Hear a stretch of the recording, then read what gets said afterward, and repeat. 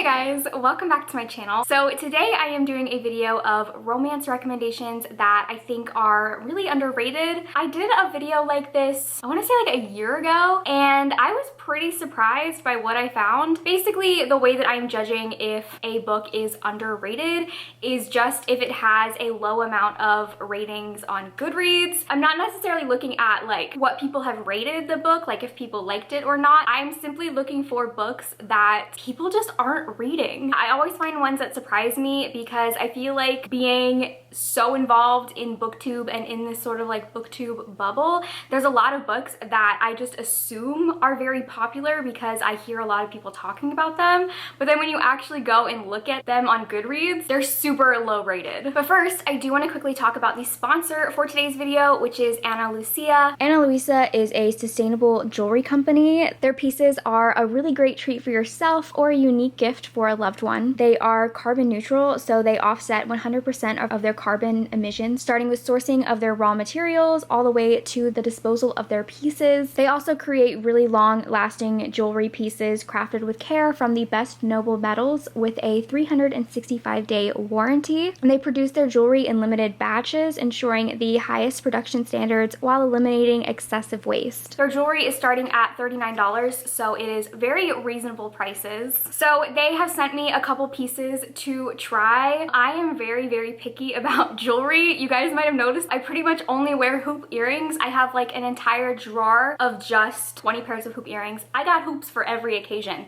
And so they sent me this really beautiful set. I really love these. They feel very nice quality, very sturdy, but they're also not heavy. That's something that I struggle with hoop earrings, is that a lot of times the ones that are really good quality and really durable are also super uncomfortable and heavy. But these, like, I can't even feel that they're on, and they are just like the perfect statement hoop. And then I also got these, which are a little bit more of an oval shape. I feel like both pairs of these earrings are gonna last me a long time. And they have provided a coupon code for you guys to get 10% off. So if you use the link in my description and the coupon code RileyMarie10, you will get 10% off. Okay, so now for the underrated romance recommendations. So like I said, the way that I found all of these books was just by going to my Goodreads and sorting them based on the total number of ratings that they had and then putting it lowest to highest. So these are all romances that I really loved, that I just feel like y'all need on your radar. You need to read them because they are so underloved. The first one that I have is Neighborly by Katrina Jackson.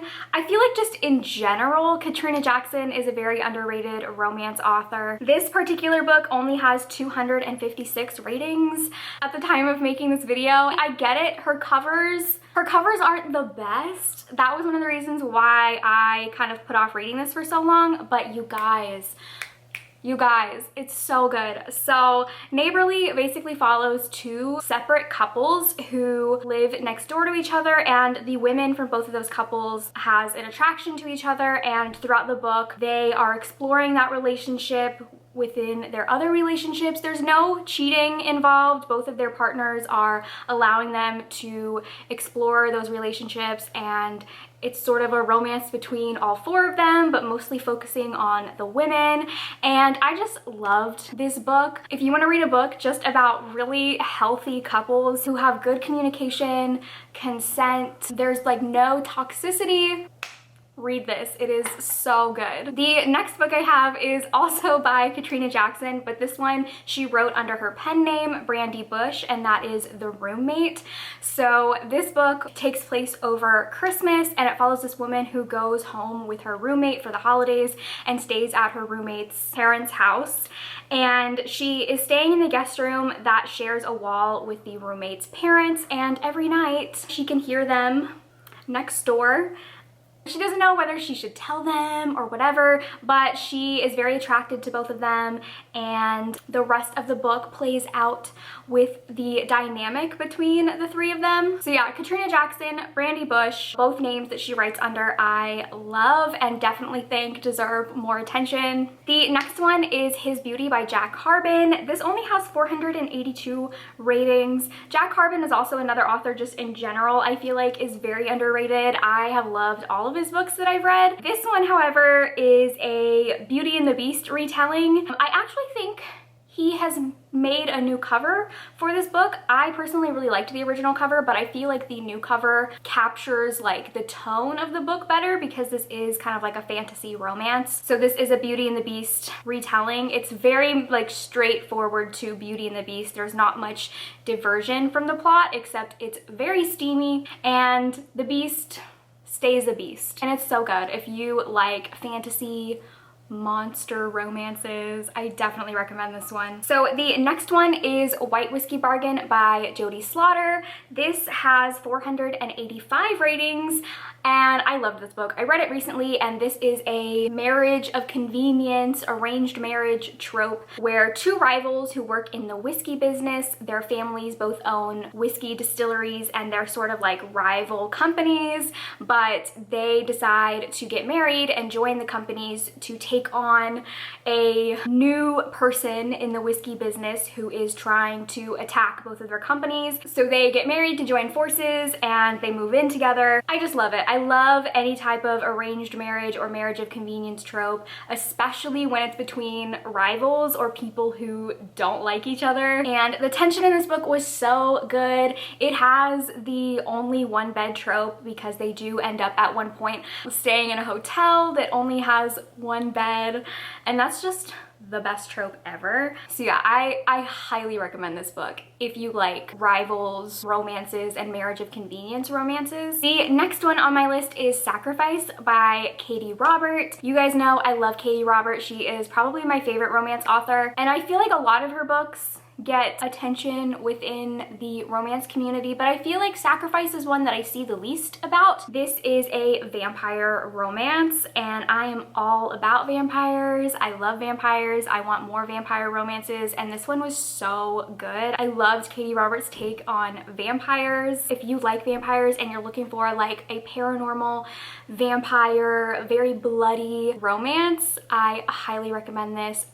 It's so steamy. Katie Robert is the best at steam. I will say it does end on a cliffhanger. The second book, I think the second book is out. It just came out recently, so I definitely need to read that because it did end on a cliffhanger. So the next one is Tangled Vows by Anna Stone. This is a sapphic romance. It is also a marriage of convenience. It's about two women who, one of them finds out that in order to get her inheritance, she has to get married. So she goes to Vegas, meets an escort and ends up offering her like this 1-year deal to marry her and pretend to be her wife, and she'll give her a lot of money for this. It also has BDSM elements to it. I really liked this. Anna Stone is an author who I really need to dive into more of her backlist because all of her books are sapphic, female-female romances, and they are very steamy. I really loved this one. I feel like a lot of the books on here are this like marriage of convenience trope because I just love that. I eat it up every single time, and this one was really great. The next one is a historical romance, and that is The Rakes by Scarlett Peckham.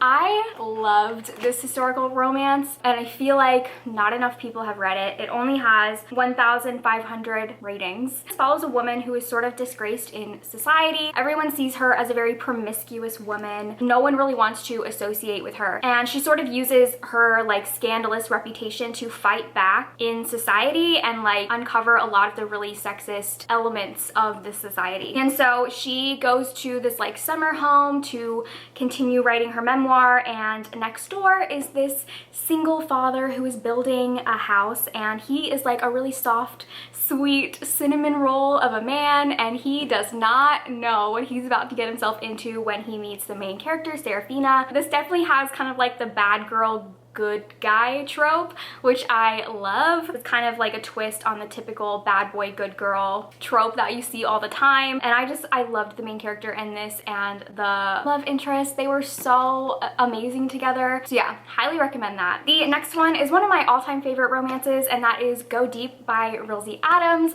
This is a friends to lovers romance about this woman who is a romance author, and lately she has been in a rut and her romances have been kind of stale, and that's because her love life is kind of non-existent, and so she enlists the help of her best friend to help get her mojo back. So they sort of have like a friends with benefits type of relationship to help her get inspiration for her novels. And through the course of that, they end up falling in love. When I tell you, this has some of the best steamy scenes that I've ever read, some of the best tension. Like, I don't understand how it's so short yet so perfect. This couple is hands down like one of my top 5 favorite romance couples. I adore them so much, and the progression of their relationship was just amazing. If you haven't read it, what are you doing? The next 2 are part of sort of the same series, and that is Rafe and Zenny by Rebecca Weatherspoon. They are companion books. Rafe comes first, and then Zenny is a side character from this book. You guys, these books are amazing. I feel like if you like the Brown Sister series by Talia Hibbert, you have to pick these up. They have a very similar vibe. I feel like Rebecca Weatherspoon and Talia Hibbert really, like, their writing really reminds me of each other. So Rafe follows a single mom who hires a male nanny to take care of her 2 daughters, and Rafe is like, he looks scary. He's like a motorcycle guy. He has tattoos. He's very big, but he is so soft and so sweet. He is literally the definition of a cinnamon roll character, and I loved this book so much. Something that Rebecca Weatherspoon does perfectly throughout all of her books is the communication between the characters and the level of consent that they both establish. So this is the book that made me really fall in love with Rebecca Weatherspoon.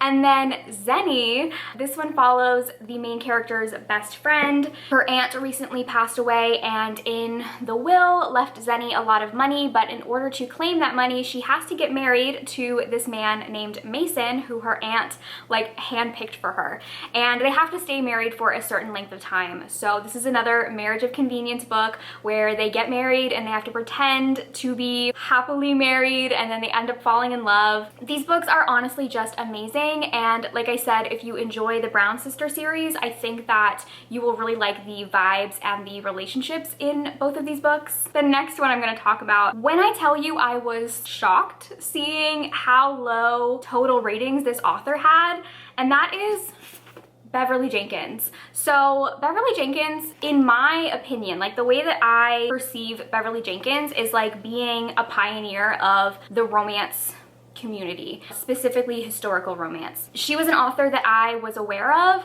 before I ever even like really dove into reading romances, and so I was shocked when I saw that her books have such low total ratings. I think her highest rated book has only 3,000 ratings, which has to be a mistake. That doesn't make any sense to me. But specifically her Destinies series, for some reason I can only find the first and third books. I know I own the second, but this series is so good. These are some of my favorite historical romances. Something that Beverly Jenkins does amazingly is crafting her female protagonists.